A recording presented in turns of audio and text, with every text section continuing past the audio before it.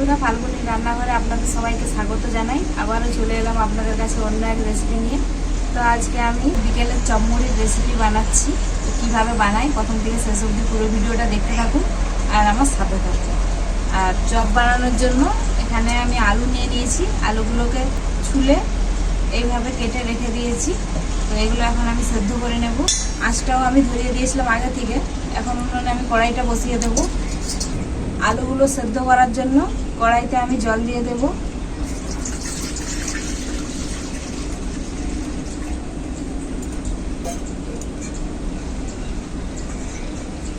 আলুটা যাতে তাড়াতাড়ি সেদ্ধ হয়ে যায় তাই অল্প লবণ দিয়ে দিচ্ছি।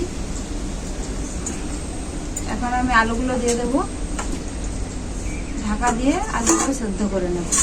ওইদিকে আলুটা সেদ্ধ হতে থাক, এদিকে আমি চপের সব উপকরণ রেডি করতে থাকি। ততক্ষণ চপের জন্য বাদাম লাগবে, তাই বাদামটাই আমি আগে ছাড়িয়ে নিচ্ছি।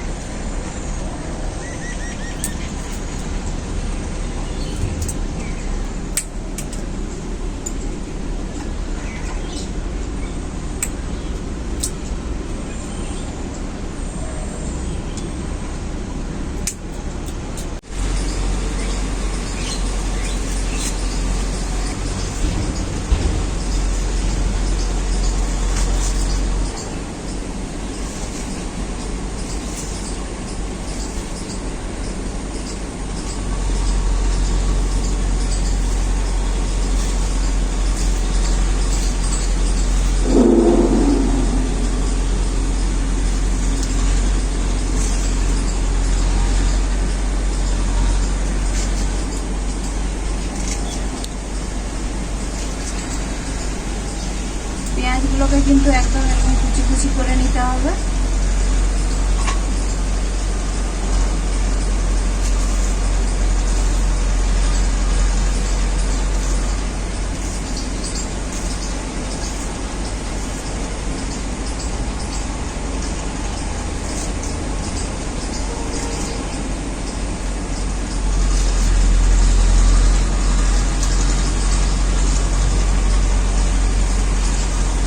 এইদিকে আলুটা দেখে নেব কতটা সেদ্ধ হয়েছে।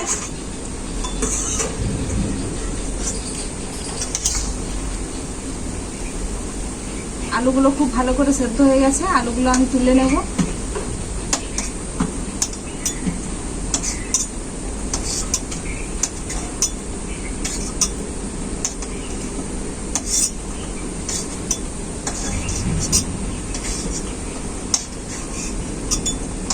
চপের মশলাটা ভাজার জন্য উনুনে আমি কড়াইটা বসিয়ে দিচ্ছি। বেশি কিছু মশলা দেব না, কি মশলা দিচ্ছি বলে দিচ্ছি। গোটা জিরে, গোটা ধনে, শুকনো লঙ্কা, গোলমরিচ আর কেশরি মেথি। কেশরি মেথিটা আপনারা না দিতেও পারেন, আমি দিচ্ছি চপের পুরের সেন্টটা ভালো আসার জন্য।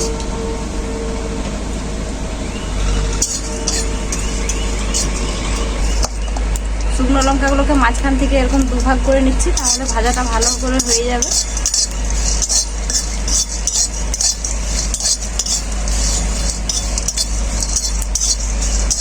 মশলাটা আমার খুব ভালো করে ভাজা হয়ে গেছে, এখন আমি নামিয়ে নেব। বাদামটা ভাজার জন্য কড়াইতে সাদা তেল দিয়ে দিয়েছি, আর সাদা তেলটা খুব ভালো করে গরমও হয়ে গেছে। এখন আমি বাদামগুলো ভেজে নেব। আমার এতটা বাদাম লাগবে না, তবু বেশি করে একটু বাদামটা ভেজে নিচ্ছি, বাড়িতে খাওয়া হয়ে যাবে।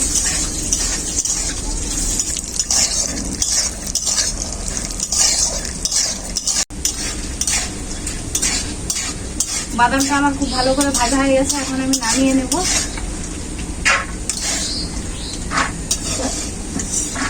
চপের মশলাটা ভাজার জন্য কড়াইতে আমি সাদা তেল দিয়ে দিচ্ছি।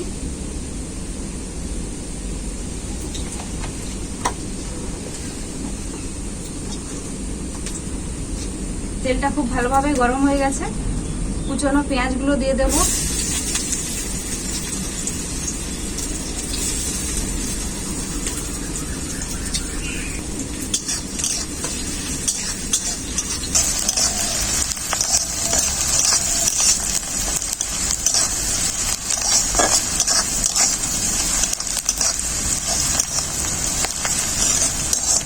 পেঁয়াজটা হালকা করে ভেজে নিয়েছি। পেঁয়াজটাকে কিন্তু খুব বেশি ভাজা চলবে না, হালকা করেই ভাজতে হবে।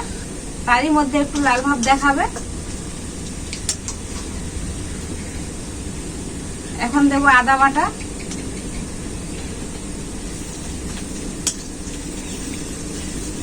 যারা নিরামিষ চপ খান তারা কিন্তু পেঁয়াজটা দেওয়ার দরকার নেই।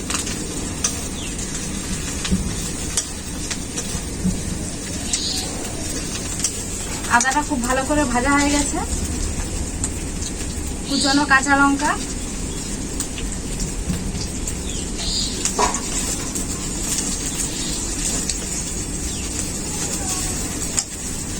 হলুদ গুঁড়ো,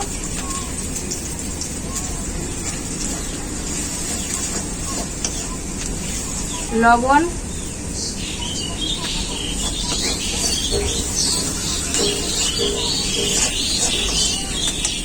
সেদ্ধ করা আলুগুলোকে হাতে করে এইভাবে কড়ার মধ্যে ভেঙে দেব। আপনারা গ্রেট করে দিতে পারেন, কিন্তু আমি এরকম হাতে করে ভেঙে দিচ্ছি।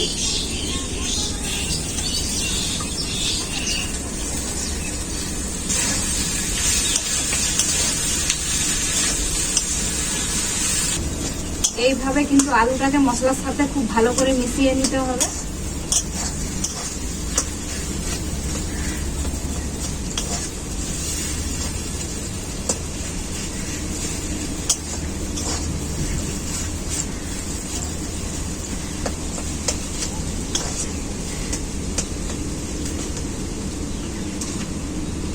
এখন আমি ভেজে রাখা মশলাটা গুঁড়ো করে নিয়ে এসেছিলাম শিলনোড়া থেকে, তো দিয়ে দেব।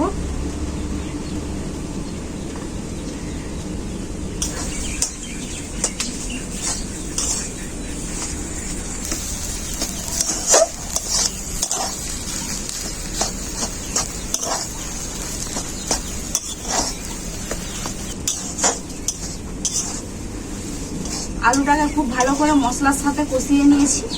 এখন আমি নামিয়ে দেব।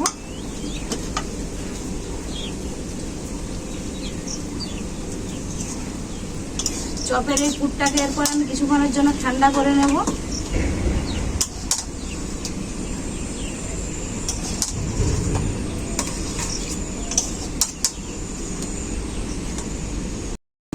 কাকি আজকে কি রেসিপি করছো?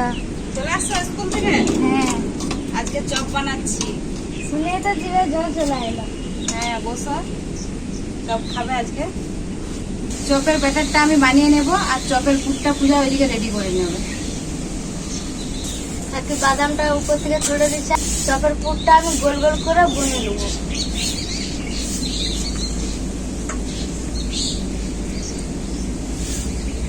কাশ্মীরি লঙ্কা আর খাবার সোডা, কাশ্মীরি লঙ্কাটা দিলাম কালারটা ভালো আসার জন্য। হলুদ গুঁড়ো,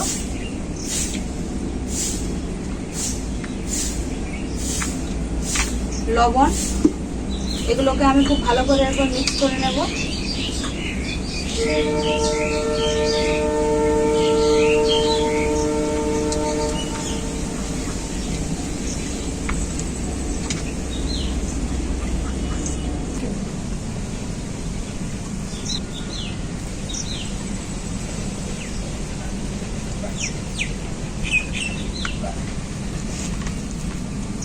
সবকিছু একসাথে খুব ভালো করে মিশিয়ে নিয়েছি। এখন আমি জল দিয়ে দেব।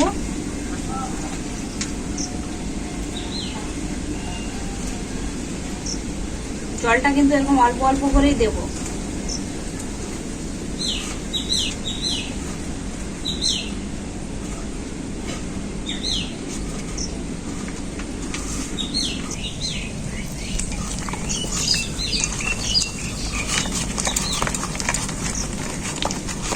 এইভাবে হাতে করে ভালো করে মাখিয়ে নেব ব্যাটারটাকে। ব্যাটারটাকে খুব ভালোভাবে ফাটিয়ে নিয়েছি। উপর থেকে সাদা তেল দিয়ে দেবো। আর সাদা তেলটা এই জন্য, সাদা তেলটা বাটারে দিলে চপটা কিন্তু বেশ খাস্তা হয়, সাদা তেলটা দেওয়ার পর ব্যাটারটাকে আবার খুব ভালো করে ফাটিয়ে নেব।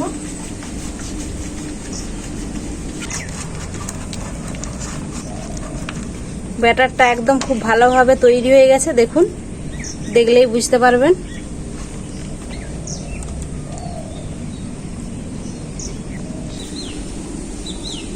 এইদিকে আমি কড়াইতে সাদা তেল দিয়ে দিয়েছি গরম হওয়ার জন্য। এদিকে অল্প একটু বাকি আছে, তাই পূজার সাথে লেগে দিচ্ছি।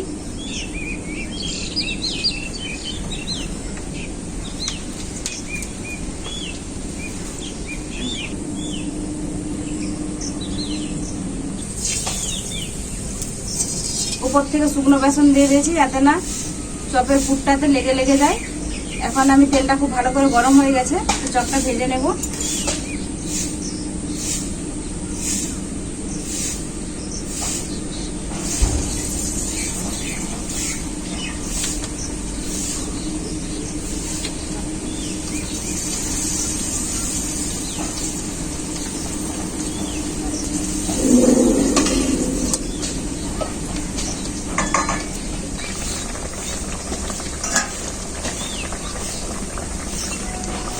চপগুলো কত সুন্দর ফুলছে দেখো পূজা, হ্যাঁ, কি বলছো? একদম দোকানের মতো চপ হচ্ছে। আর গন্ধ পাচ্ছ কত সুন্দর। এক পিঠটা খুব ভালো করে ভাজা হয়ে গেছে, আর এক পিঠটা পাল্টে নেব।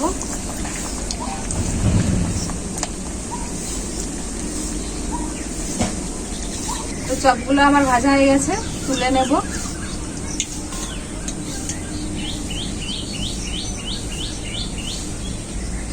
একদম দোকানের মতো সাইজও হয়েছে আর দোকানের মতো কালারটাও।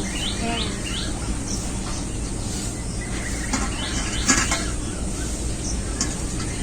বাকিগুলোও কিন্তু আমি একইভাবে ভেজে নেব।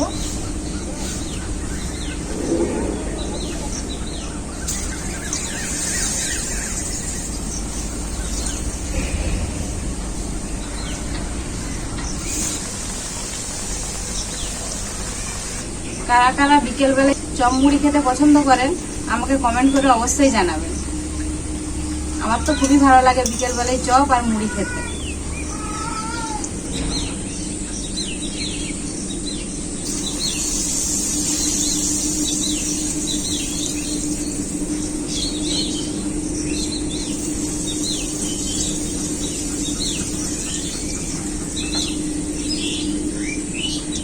দেখতে দেখতে সন্ধ্যা হয়ে গেল পূজা, বলো। হ্যাঁ।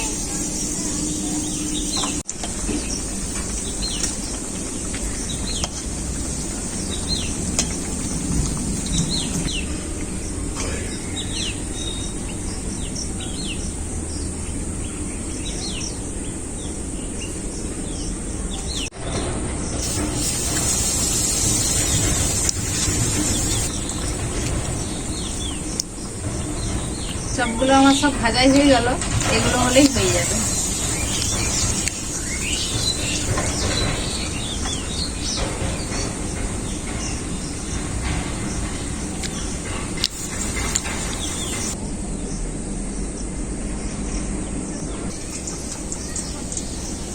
আমার চপ ভাজা পুরোই কমপ্লিট।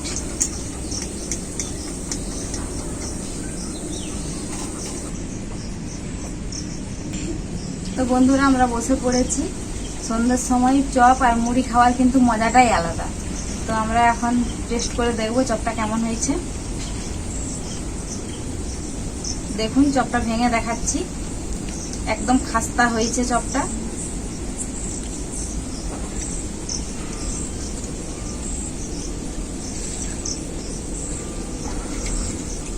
চপটা একদম দোকানের মতো হয়েছে, খেতে একবার সেই স্বাদ।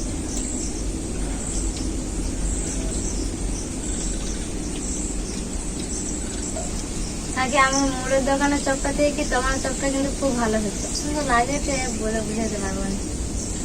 মা গো, খুব সুন্দর হয়েছে। সুন্দর হয়েছে। তো বন্ধুরা, চপ ভাজা কিন্তু খুবই সহজ। কিভাবে চপ বানাতে হয় আপনাদেরকে তো দেখালামই। তো আপনারা বাড়িতে এইভাবে চপ বানিয়ে খাবেন। চপের রেসিপিটা কেমন হয়েছে আপনারা কমেন্ট করে জানাবেন। ভিডিও ভালো লাগলে লাইক, শেয়ার, সাবস্ক্রাইব অবশ্যই করবেন। আপনারা ভালো থাকবেন, সুস্থ থাকবেন, নিজেদের খেয়াল রাখবেন। আবার দেখা হবে পরবর্তী ভিডিওতে নতুন কোনো রেসিপি নিয়ে।